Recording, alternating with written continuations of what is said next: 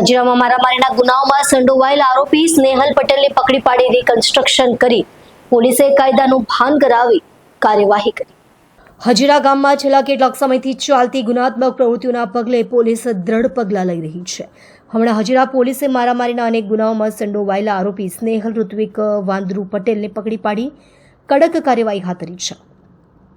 Police સૂત્રોના જણાવ્યા અનુસાર આરોપી સ્નેહલ પટેલ વિરુદ્ધ મારામારી, ઉગ્ર ધમકી અને જાહેર શાંતિ ભંગના અનેક ગુનાઓ નોંધાયેલા છે। તેની ધરપકડ પછી હજીરા પોલીસ ટીમે આરોપીને લઈને ગુનાના ઘટના સ્થળે રિકન્સ્ટ્રક્શન કર્યું હતું, જેમાં ગુનાની સમગ્ર ઘટનાક્રમને ફરી એકવાર ચિત્રાયણ કરવામાં આવ્યું હતું। આ કાર્યવાહીની સાથે હજીરા પોલીસ દ્વારા સ્થાનિક લોકોને કાયદાનું મહત્વ અને કાયદાકીય પ્રક્રિયાની સમજ આપતા કાયદાનું ભાન કરાવવાની પહેલ પણ કરવામાં આવી।